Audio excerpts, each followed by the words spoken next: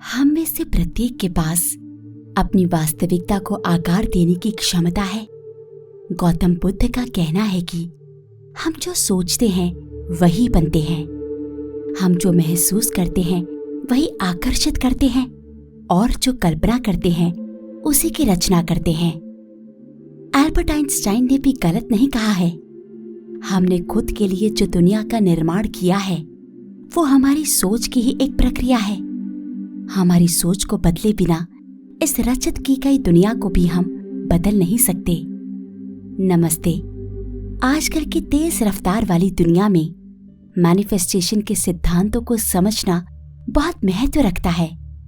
चुनौतियों, अस्थिरताओं और बेकार क्षणों के बीच खुद को शक्तिहीन महसूस करना आसान है। इसलिए आज हम इस YouTube वीडियो में मैनिफेस्टेशन को गहराई से समझने की कोशिश करेंगे। क्यों?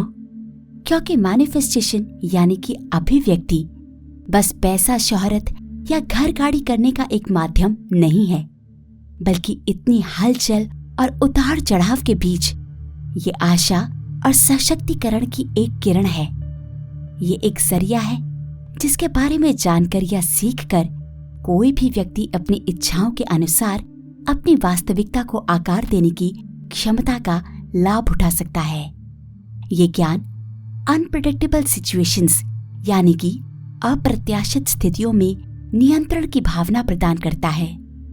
आसान शब्दों में मैनिफेस्टेशन लोगों को अपने भीतर की असीमित क्षमता का दोहन करने का मौका देती है, जिससे वो प्रचुरता और पूर्णता यानी कि अबंडेंट जीवन का निर्माण करने में सफल होते हैं। और इन सभी कुछ की शुरुआत होती है बस एक बीज से, हमारी सोच। प्राचीन समय में प्रार्थना, ध्यान और विश्वास, विनम्रता और समर्पण जैसे गुणों के माध्यम से लोग अभिव्यक्ति तक पहुंचने का प्रयास करते थे। कहना गलत नहीं होगा। उनका दैविक शक्ति और दैविक हस्तक्षेप में भरोसा करना और अपनी इच्छाओं को प्रार्थना का रूप देना भी मैनिफेस्टेशन का ही एक आकार है। मैनिफेस्टेशन वो ब्रह्मास्त्र है जो हमें एक ऐसे जीवन की सृष्टि करने के लिए सशक्त बनाती है जिसकी हमें कल्पना है। ये एक कला है जो हमारी इच्छाओं और विचारों को मूर्त परिणाम में बदलती है। सबसे पहले हम बात कर लेते हैं हमारे पहले स्तंभ की, द लॉ ऑफ अट्रैक्शन। याद कीजिए बॉलीवुड क्लासिक ओम शांति ओम सिनेमा का सबसे आइकॉनिक डायलॉग। क्या खूब कहा है शाहरुख खान ने। इतनी शिद्दत से मैंने तुम्हें पाने की कोशिश की है कि हर जर्रे ने मुझे तुमसे मिलाने की साजिश की है। सिनेमा का डायलॉग जरूर है, पर सच है कि जिस भी चीज को दिल से आप चाहेंगे वो आपको जरूर मिलेगी, चाहे वो जैसे भी हो। क्योंकि मशहूर कवि जलालुद्दीन रूमी ने भी झूठ कहाँ लिखा है। What you are seeking is seeking you, यानी कि जिसे आप ढूंढ रहे हो वो भी आप ही को ढूंढ रहा है। आसान तरीकों से समझिए तो अगर आप अच्छा सोच रहे हो और अच्छा चाह रहे हो तो आपके साथ अच्छा ही होगा, मगर अगर आप बुरा सोच रहे हो और उस बुरी सोच से परे आपको कुछ दिखाई नहीं दे रहा तो दुर्भाग्य से आपके साथ बुरा ही होगा। जो विचार और ऊर्जा हम ब्रह्मांड में डालते हैं वो वापस हमारे सामने प्रतिबिंबित होकर हमारी वास्तविकता को आकार देते हैं। एक छोटा सा उदाहरण भी देते हैं। दो भाई हैं, उनमें से बड़ा भाई है राम, जिसकी कमी और अभाव के बारे में गहरे विचार हैं। वो पैसे की समस्याओं के बारे में सोचता रहता है और खुद काफी अयोग्य महसूस करता है, जिसके परिणाम स्वरूप एक वाइब्रेशनल फ्रीक्वेंसी की उत्पत्ति होती है जो कमी की चेतना के अनुरूप होती है। फिर वो फाइनेंशियल डिफिकल्टीज के दुष्चक्र में फंस जाता है और खुद पे लगी बाधाओं से बचने में असमर्थ हो जाता है। मगर दूसरी ओर छोटा भाई प्रचुरता और कृतज्ञता की मानसिकता विकसित करता है, जिसकी वाइब्रेशनल फ्रीक्वेंसी समृद्ध चेतना के साथ प्रतिध्वनित होती है। अपने भावनाओं और विचारों को इस विश्वास के साथ जोड़कर कि प्रचुरता उनका जन्मसिद्ध अधिकार है, वो अवसरों, संसाधनों और अनुभवों को आकर्षित करता है जो उसकी सकारात्मक उम्मीदों को प्रतिबिंबित करते हैं। तो कमेंट सेक्शन में हमें जरूर बताना कि आपको क्या लगता है, कौन सा भाई जिंदगी में ऊंचाइयों तक पहुंचेगा। अब हम बात कर लेते हैं हमारे दूसरे पिलर की, जो है स्पष्ट लक्ष्य या क्लियर विजन और गोल्स। जितना आसान ये सुनने में लगता है, असल जिंदगी में इसको जान लेना उतना ही मुश्किल है। अगर आज हम दो रास्तों के बीच में खड़े हैं, तो हमारा ये जानना या निर्णय लेना बहुत जरूरी है कि हमें किस रास्ते पर चलना है। हम उसी एक जगह पर हमेशा तो खड़े नहीं रह सकते। स्पष्ट लक्ष्य होना कि हम क्या चाहते हैं उसे परिभाषित करता है, और बस वही नहीं, हमारे मन में इच्छित परिणाम का साफ चित्र भी व्याख्या करता है। और कुछ तो नहीं, हमारे जीवन के लक्ष्य को हम नॉर्थ स्टार समझ सकते हैं, जो हमें अपने जीवन में आगे बढ़ते रहने के लिए हमेशा रास्ता दिखाएगा। एक साफ लक्ष्य के बिना हम क्या मैनिफेस्ट करना चाहते हैं या हम जिंदगी में क्या हासिल करना चाहते हैं, उसकी परिभाषा अधूरी रह जाएगी। हमारे इरादे अस्पष्ट रह जाएंगे। लॉ ऑफ अट्रैक्शन विफल हो जाएगा, क्योंकि अगर हमें यही पता नहीं रहेगा कि हम क्या चाहते हैं खुद के लिए, तो फिर हम क्या मैनिफेस्ट करेंगे। नंदिता एक लड़की है जो चित्रकला के प्रति अपने जुनून को आगे बढ़ाने या एक स्थिर करियर की सामाजिक अपेक्षाओं के आगे झुकने के बीच उलझी हुई है। बहुत सारे आंतरिक संघर्षों के बाद उसने खुद के प्रति सच्चा जीवन जीने का फैसला किया, क्योंकि बाबू मोशाय, जिंदगी बड़ी होनी चाहिए, लंबी नहीं।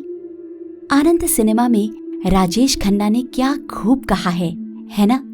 तो आप भी अपने जीवन में एक स्पष्ट लक्ष्य रखें और तब तक चलते रहें जब तक आप लक्ष्य तक नहीं पहुंच जाते, क्योंकि इस सफर का नाम ही तो जिंदगी है। अभिव्यक्ति के तीसरे स्तंभ पर है विश्वास।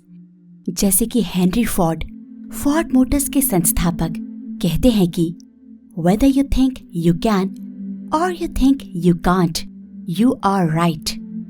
इसका मतलब ये है कि चाहे आप सोचते हो कि आप कर सकते हो या आप सोचते हो कि आप नहीं कर सकते, जो भी सोच रहे हैं आप, वही सच है।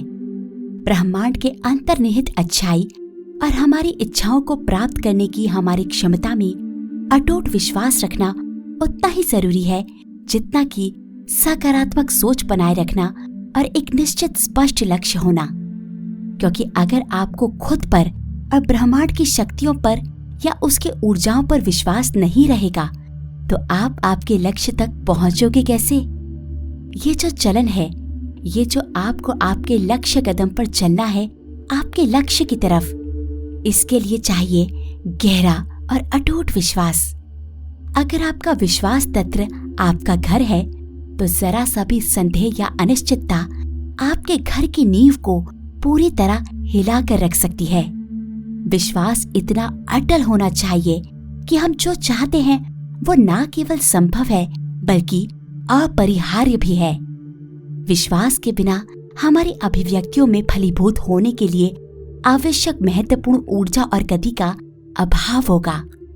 एक बगीचे की देखभाल करने वाला माली जिस प्रकार अपने बोए गए बीजों को पोषण देने के लिए प्रकृति की अनदेखी प्रक्रियाओं पर भरोसा करता है, उसी तरह हमें अपनी इच्छाओं को पूरा करने के लिए ब्रह्मांड की अनदेखी शक्तियों पर भरोसा करना चाहिए। याद है ना शाहरुख खान ने क्या कहा था? अगर किसी चीज को दिल से चाहो तो पूरी कायनात उसे तुमसे मिलाने की कोशिश में लग जाती है। आस्था और विश्वास हमें चुनौतियों का सामना करने के लिए दृढ़ संकल्प की भावना से भर देता है। जब संदेह या असफलताएं उत्पन्न होती हैं, तो हमारे अटूट आस्था और विश्वास प्रकाश की किरण बनके हमें अंधेरे से उजाले तक ले जाती हैं, हमें मार्गदर्शन देती हैं और हमें अपने सपनों की राह पर बने रहने के लिए प्रेरित करती हैं। पाटलिपुत्र के एक सामान्य परिवार में जन्मे चंद्रगुप्त मौर्य ने अकेले ही चाणक्य की मदद से नंद वंश को हटाकर मौर्य वंश की स्थापना की थी। क्या ये आसान था? बिल्कुल नहीं। उनको बचपन से बरसों बरसों तक बस इसके लिए प्रशिक्षण लेनी पड़ी। उन्हें कठोर परिश्रम करना पड़ा इतिहास में खुद को और मौर्य साम्राज्य को सुनहरे अक्षरों में लिखने हेतु। और ये सब कुछ सिर्फ इसलिए मुमकिन हुआ, या वो सिर्फ इसलिए सफल हो पाए क्योंकि उन्हें विश्वास था। उन्हें खुद पर, खुद की क्षमताओं पर और अपने गुरु पर विश्वास था। आत्मबल और विश्वास से परे कुछ नहीं है। आस्था और विश्वास से तो आप पहाड़ तक हिला सकते हैं। इमोशनल अलाइनमेंट यानी कि भावनात्मक संरेखण अभिव्यक्ति के चौथे स्तंभ के रूप में खड़ा है, जो हमारे वांछित परिणामों के साथ हमारे विचारों और भावनाओं के सामंजस्य का प्रतिनिधित्व करता है। ये स्तंभ अभिव्यक्ति प्रक्रिया पर हमारी भावनाओं के गहरे प्रभाव पर जोर देता है और एक कंपन आवृत्ति को बनाए रखने के महत्व को रेखांकित करता है, जो हमारी इच्छाओं के अनुरूप है। अभिव्यक्ति में भावनात्मक संरेखण के महत्व को समझने के लिए हमारी भावनाओं और हमारे चारों ओर मौजूद ऊर्जा क्षेत्र के बीच घनिष्ठ संबंध को पहचानना आवश्यक है।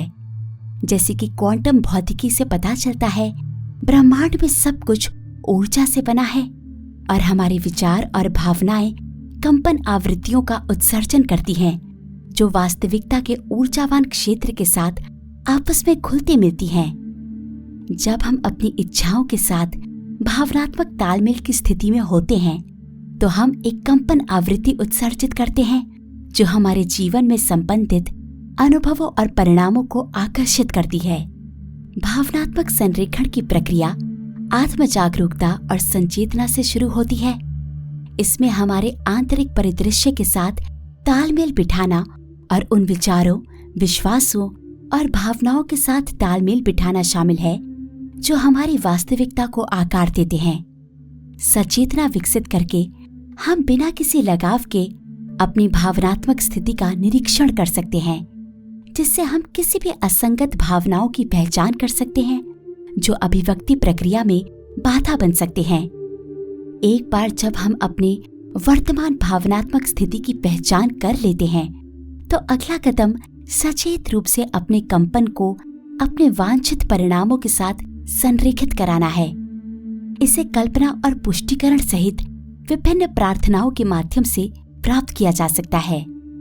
हमारी इच्छाओं को पहले से ही फलित करने के अनुभव का मानसिक रूप से पूर्वाभ्यास करना, हमारी वांछित वास्तविकता से जुड़े दृश्यों, ध्वनियों और संवेदनाओं की स्पष्ट रूप से कल्पना करने को ही विजुअलाइजेशन कहते हैं।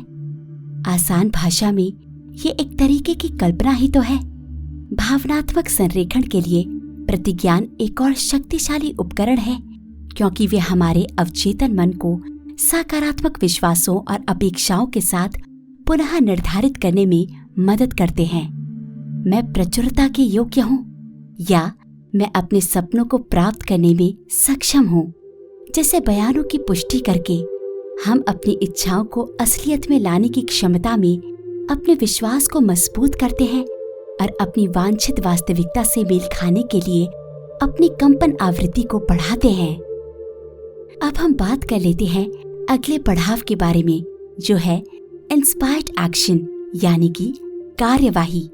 जी हाँ, अभिव्यक्ति एक निष्क्रिय गतिविधि के बजाय इरादे और कार्यवाही की एक गतिशील परस्पर क्रिया है। प्रेरित कार्यवाही हमें अपने सपनों की राह पर आगे बढ़ाती है।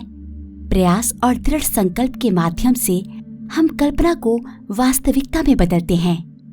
प्रेरित कार्यवाही में प्रवाह और सहजता की भावना की विशेषता है। किसी संघर्ष या परिश्रम की तरह महसूस होने की बजाय प्रेरित कार्यवाही सहज और आनंददायक लगती है, जैसे कि खुद से भी बड़ी कोई परोपकारी शक्ति हमें हमारे रास्ते पर आगे बढ़ाए ले जा रही हो। ऐसा इसलिए है क्योंकि प्रेरित कार्यवाही हमारे सच्चे स्व और हमारी गहरी इच्छाओं के साथ संरेखन में निहित है, जो हमें हमारे बेहतर मौजूद असीमित रचनात्मक और क्षमता का दोहन करने में मदद करती है। इस स्तंभ का प्रभाव भाव्य है। जिंदगी में जो दरवाजे कभी बंद हुआ करते थे, वो अचानक खुल जाते हैं। बाधाएं दूर हो जाती हैं और अवसर प्रचुर मात्रा में मिलते हैं। ये सब इसलिए क्योंकि हमने खुद को ब्रह्मांड के प्राकृतिक प्रवाह के अनुसार ढाल लिया है ना अद्भुत। आखिरकार हम पहुंच गए हैं हमारे आखिरी स्तंभ पर, जो है समर्पण। पूरे विश्व की भव्यता के आगे हम नियति के हाथों से बुने गए धागों के अलावा और कुछ नहीं है। जीवन के प्रवाह के प्रति समर्पण और घटनाओं के दैवीय आयोजन पर भरोसा करने से हम प्रतिरोध को छोड़ सकते हैं और उन अनंत संभावनाओं को अपना सकते हैं जो हमारा इंतजार कर रही हैं। जो हो रहा है वो अच्छे के लिए हो रहा है, इसलिए जो हो रहा है उसे होने दो। समर्पण हमें विशिष्ट परिणामों के प्रति लगाव से मुक्त करता है और हमें मदद करता है ब्रह्मांड के अनंत ज्ञान के प्रति विलुप्त हो जाने में। जब हम वर्तमान क्षण के प्रति समर्पण करते हैं और ईश्वरीय योजना पर भरोसा करते हैं, तो हम खुद को चिंता, भय और चिंता के बोझ से मुक्त कर लेते हैं। इसके बजाय हम जीवन की अंतर्निहित अच्छाई में आंतरिक शांति और विश्वास की गहरी भावना की सृष्टि करते हैं। भगवत गीता में श्री कृष्ण ने कहा है, तुम अपना कर्म करो लेकिन फल की चिंता ना करो। हम बस साधारण मनुष्य हैं। अगले क्षण या अगले पल क्या होगा हमें नहीं पता, इसलिए समय को नदी की तरह बहने दो, क्योंकि उसे समुद्र तक का रास्ता पता है। याद है 3 इडियट्स में आमिर खान ने क्या कहा था? सक्सेस के पीछे मत भागो, काबिल बनो काबिल। सक्सेस छक मार के तुम्हारे पीछे आएगी। अंत में अभिव्यक्ति का पूरी तरह फायदा उठाने के लिए इरादे, विश्वास, भावनात्मक संरेखण, प्रेरित कार्यवाही, कर्म, लक्ष्य, समर्पण जैसी शक्तियों का उपयोग करके अपने अस्तित्व के गहराइयों में झांकना पड़ेगा। आसान भले ही ना हो, लेकिन नामुमकिन भी नहीं है। हर एक स्तंभ के बारे में जो आज हमने बातें की हैं, वो आप सभी को अपने सपनों को साकार करने में और अपनी गहरी इच्छाओं को पूरा करने में मदद करेगा। बस एक बात याद रखें कि अभिव्यक्ति केवल हमारे बाहरी परिस्थितियों को मूर्त रूप देने के बारे में नहीं है, बल्कि हमारे सच्चे सेल्फ के सार के साथ संरेखित होने के बारे में है। ये आंतरिक सद्भाव और सुसंगति की स्थिति विकसित करने के बारे में है, जहां हमारे विचार, भावनाएं और कार्य हमारे उच्चतम आकांक्षाओं के साथ पूरी तरह मेल खाते हैं। इसी से वक्त हो गया है आज की वीडियो को समाप्त करने का। उम्मीद करती हूँ कि आपको हमारा 6 पिलर ऑफ मैनिफेस्टेशन का ये वीडियो अच्छा लगा, जहां हमने आपको ढेर सारी बातें बताई कि आप भी मैनिफेस्टेशंस का पूरा फायदा उठा सकते हैं। निराश मत होइए, क्योंकि हम फिर से बहुत जल्द ले आएंगे अपना अगला वीडियो। ये वीडियो आपको पसंद आया होगा तो जरूर लाइक कर दीजिएगा और ऐसे ही खूब सारे वीडियोस देखने के लिए सब्सक्राइब करना ना भूलिएगा। बने रहिएगा हमारे साथ बेटर माइंड में। तब तक के लिए शब बखैर।